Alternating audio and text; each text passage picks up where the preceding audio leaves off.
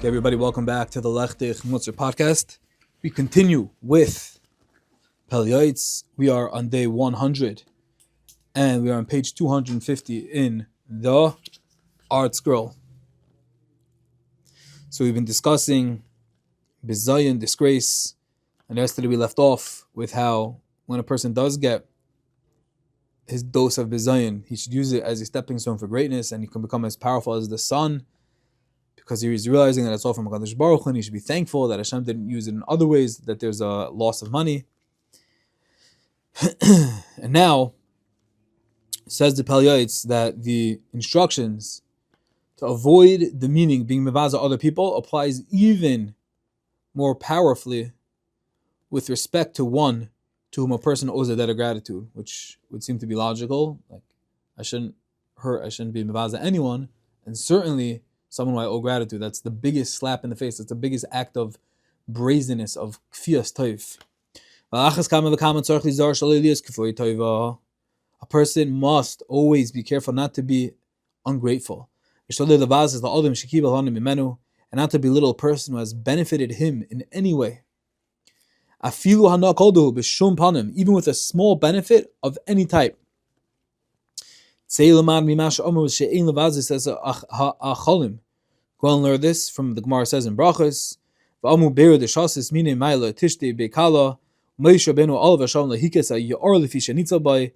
see this by Moshe Rabbeinu, that he didn't strike the Nile to initiate the Makas Dam because he was saved through it when he was a little baby. And we see the inning of Hakaras HaToif. And Moshe Rabbeinu, he didn't want to strike the river because he derived benefit, because it contained him literally. He was able to float and his life was saved until Basi came. And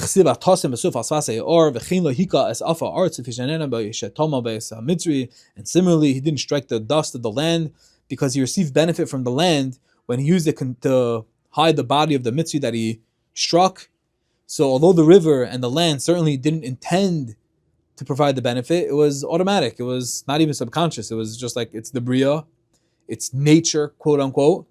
But Moshe Rabbeinu nevertheless felt a debt of gratitude toward them and would not treat them in a demeaning manner. He wouldn't hit it because of Hakaras HaToif.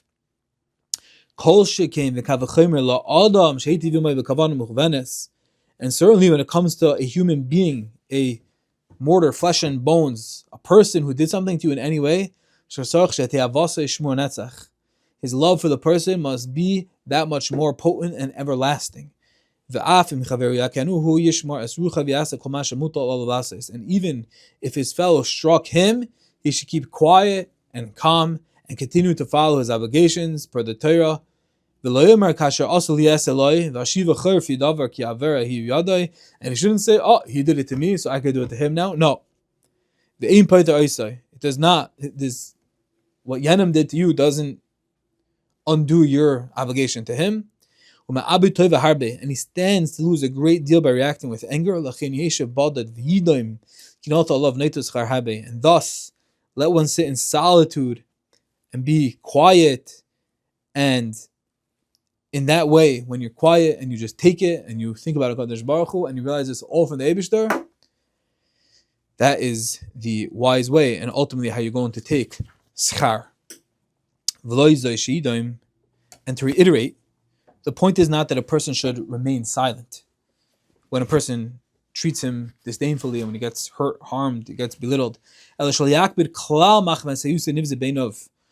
he should not be bothered. He should work that he shouldn't even be bothered. Due to this, that he sees himself lowly, he should view himself as dust of the earth. This is the true attribute of, he calls it over here nishtavon, which comes from hishtava, I believe is the word, which means equanimity. It means just keeping balanced. Don't go crazy when things go good. Don't go crazy when things go bad. Just stay balanced. Middle of the road. And Ashrei, praiseworthy is the person that reaches the levels of equanimity, of balance. There's no better. You want to know what's the best midah to achieve? It's equanimity. Why is that? We'll see, there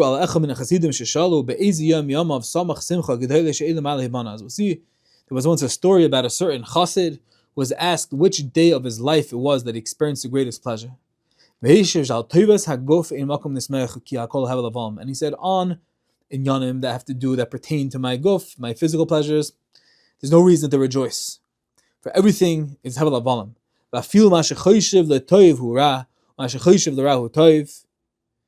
And anything that's good is bad. It doesn't make a difference. It's all too many. Everything's futile. It doesn't make a difference. But said the chassid, if there is anything to celebrate, it can only be something spiritually rewarding. And what was his greatest happiness, spiritual enjoyment? It was in the following story, the following episode. One day he was taking up lodgings in the hold of a ship. And the ship was filled with noblemen and wealthy people. And one of the people, the nobleman, he had to relieve himself and went down to the hold of the ship, on the bottom of the ship, where this chassid was. What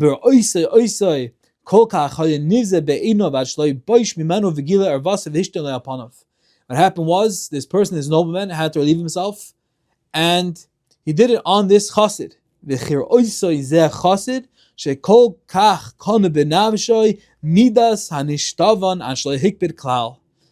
when this chassid saw that he had instilled the attribute of hishtavaya, of equanimity, into his nefesh, to the degree that he wasn't bothered at all by what had transpired,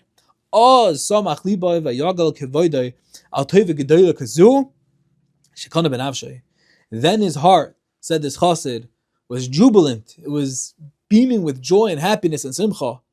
His soul was elated for this great good that he acquired for his soul. So what we see over here is the midah v'shtavaya, when you're able to hold through, resilience, resolve, focusing on what's truly important, that it shouldn't even bother you. That's the greatest level, the greatest achievement of equanimity, of realizing it's all, obviously it borders, it's a cousin, if not a brother of bitachon, but you realize it's all from the Eibishter, and there's a bigger picture over here. You could call it not being petty, but then you could say that's not really being petty if someone exposes themselves and relieves himself on you. They say that's a little bit of a tall order to call that being petty. However, when one does work this through, works in it, exercises it, the midas, the levels of wholesomeness are in l'shayar. This was the chassid's happiest, most joyful time of his life. And while most will find it difficult to truly attain this level, as you know, we always have to try our best. And if a person finds that he can't control his feelings to such a degree that he will not be upset in his heart by those who disparage and disgrace him, even so, he can control his words and not reply to one who insults him. At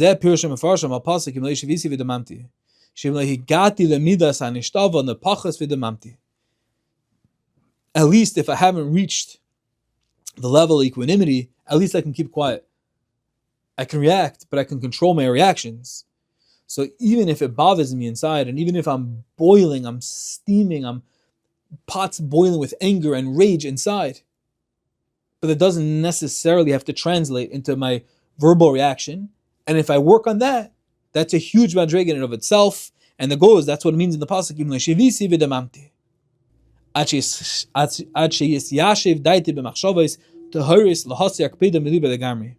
When a person holds his tongue, he gives himself time before he reacts, so he can regain his composure with pure thoughts that will act to completely remove this feeling of anger from his heart.